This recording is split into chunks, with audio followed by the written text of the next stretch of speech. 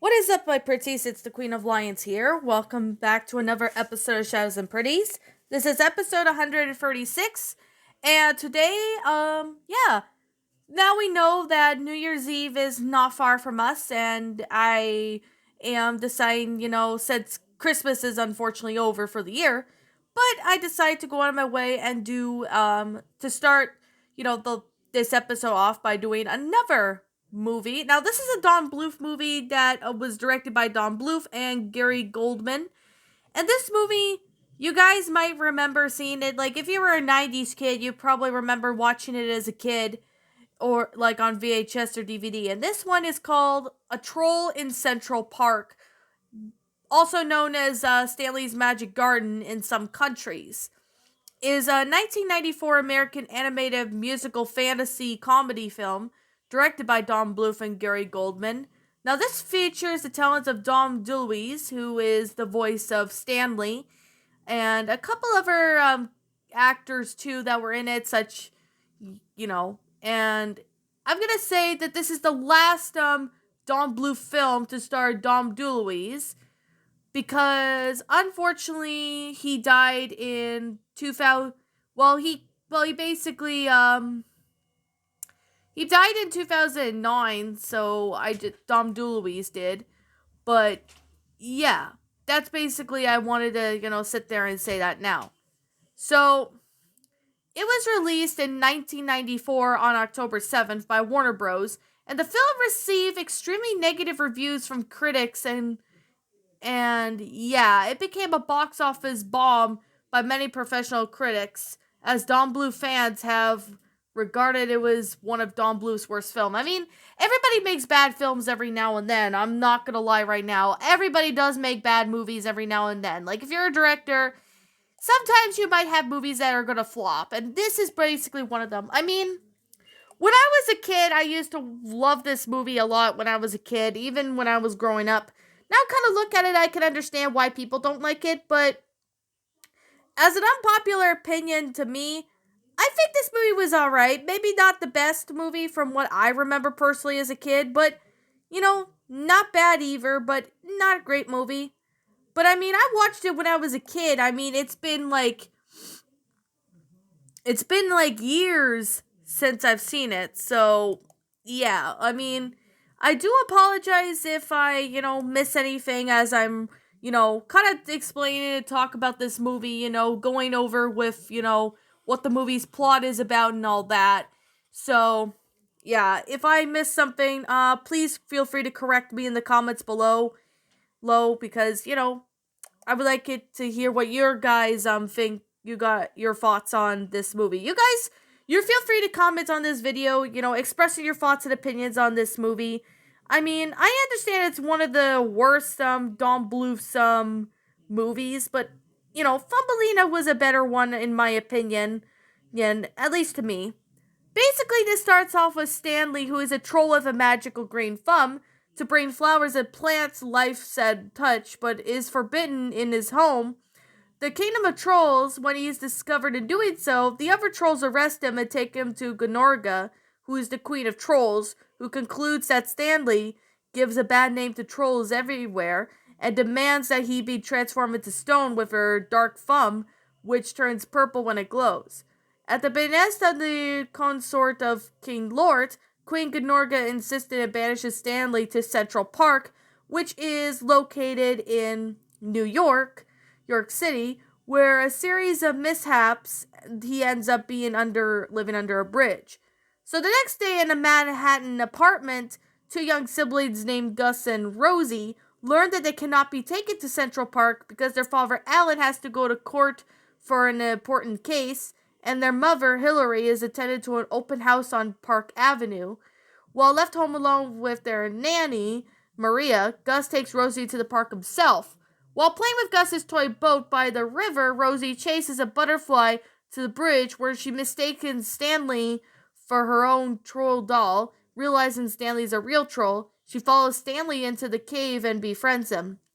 So Gus eventually goes after Rosie, not only for his boat to accidentally smash in the process, but to become surprised to meet Stanley and his crew of making talking flowers. Gus eventually tries to force Rosie to come home with him, and then Stanley gets into an argument and struggles with Gus over Rosie, which causes her to cry. So meanwhile, the Kingdom of Trolls, Gnorga enjoys her amusement of Rosie's sadness from her crystal. But when she discovers Stanley, she has become furious, and she's having so witnessed Gus's frustration towards Rosie and Stanley, she decides to have the advantage and casts an evil spell on him, making Gus cry a gigantic flood of tears to drown Stanley along with his flowers and Rosie. Using his green thumb, Stanley enlarges Gus's toy boat, which is repaired, transforming it into a dreamboat to save the kids, and they escape together. Determined by suppressive Stanley herself, Gnorga eventually sends a tornado to transport her and Lord to Central Park, where it destroys the park and everything green on it. Well, meanwhile, Gus and Rosie awake from their nap and decide to get back home. Gnorga and Lord then pursue them and pursued them in the pair, internally to use them as bait to Stanley. Gnorga succeeds on kidnapping Rosie, but Gus manages to allure her thanks to Lord's compliments, and he returns to the cave and the bridge and tries to pursue Stanley to help him save his sister. But Stanley is frightened of the region of Gnorga and refuses and claims that the magic is no match for Gnorga's. Gus angrily accuses Stanley of being a cowardice and then tells him that his dreams will never come true if he's too scared to fight of what he believes in. Gus leaves to face Gnorga himself with flowers and the animals as his backup, arriving in the abandoned building where Gnorga and Lort are waiting for Stanley. Gus finds Rosie in a kennel and sets her free, while the flowers tie up Gnorga's dog, seeing the children escape. Gnorga and Lort then chase them out of the building, leading to a battle. Now, during the fight, Gnorga turns Gus into a troll with her dark magic, and Rosie falls into the chasm. Stanley appears on Gus's toy boat, now transformed into a flying boat with leaf wings and having to save the uninjured Rosie. Then he steps forward and challenges Gnorga to a thumb wrestling match. Stanley manages to win, planting roses all around Gnorga's body. As Stanley and Gus and Rosie escape to celebrate their victory, Gnorga uses Gus's thumb to transform Stanley into stone. Gus's toy boat transforms back to normal, sending the two kids falling through the open window and into their apartment room, while Stanley in his statue form lands on top of a nearby trash can. As Gnorga declares her job is done, the last of Stanley's powers then changes her to a rose bush, and then a tornado reappears and sucks Gnorga, Lort, and their dog back to the Kingdom of Trolls in defeat. While Gus then returns to his human form, the next morning, Gus and Rosie and their parents visit Central Park, where Gus and Rosie place the petrified Stanley on his makeshift pedestal. So Gus attempts to revive him with his temporarily green thumb and appears to fail. They prepare to leave when he and Rosie look back to find Stanley gone, then hear Stanley whistle. Then they see Stanley standing on the tree with flowers. Restored to life, Stanley revives Central Park and covers the whole city in vegetarian flowers again.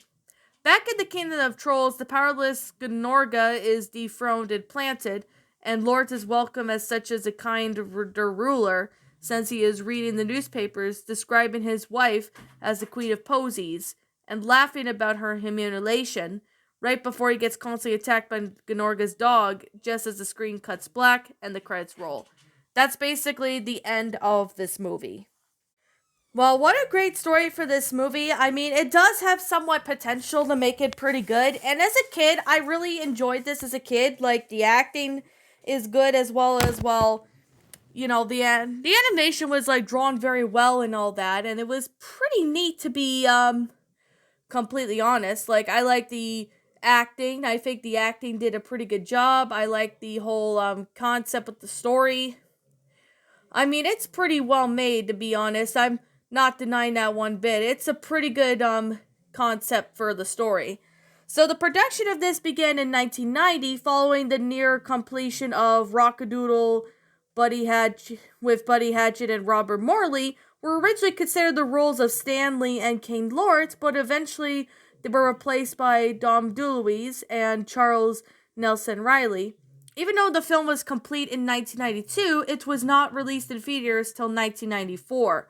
At the time, the film was originally staged for March of 1994 release, but due to the production difficulties and Merlin Films and media assets, finances of the film deciding to release Thumbelina first, which is the one movie that I remember I did a review on, last year first, and then the film's release of the date was changed to October 7th, 1994. I mean, the soundtrack of it was pretty nice for what it is. I mean, I like the music and all that. So, there's definitely that. I like this music and I like a lot of Don Bluth's work. I mean, Don Bluth does a lot of good work when it comes to, this, so there's definitely that. I mean, this is actually not a bad movie, to be honest.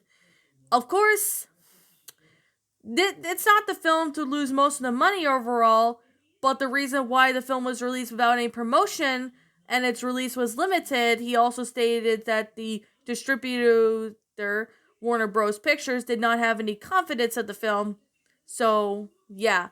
And of course, it did really poorly in the box office success and it didn't do well, saying that it's actually one of Don Bluth's worst film, to be honest. I mean, it wasn't terrible or anything like that, but I will have to say, it wasn't bad at all. I'm definitely going to be honest. Like, I mean, I think, the characters drawn are pretty good, especially the Stanley character. I mean, yeah, the Stanley character could be maybe a little bit more different in a sense.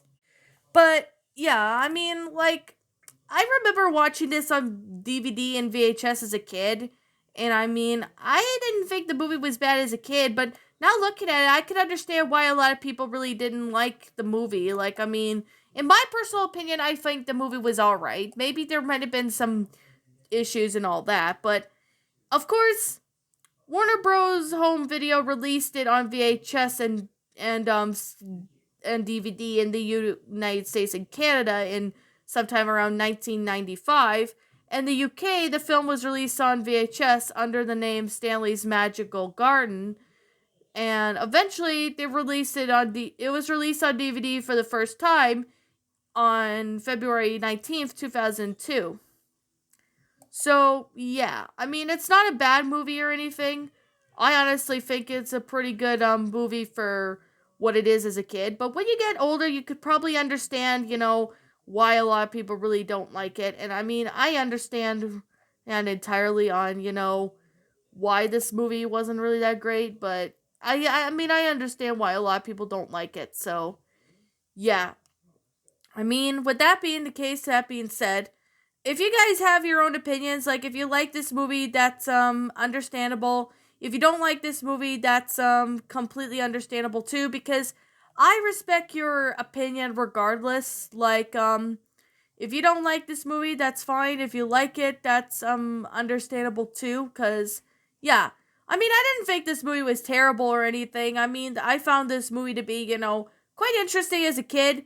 But when you get older, you can understand exactly why a lot of people really don't like this movie. And I understand why people don't like this movie as they got older. I mean, it's not a terrible movie for what it is. I mean, yeah, it does need maybe a little bit of improvement, but at least it's not a bad movie whatsoever at all. I mean, you guys might have your own opinions, but yeah.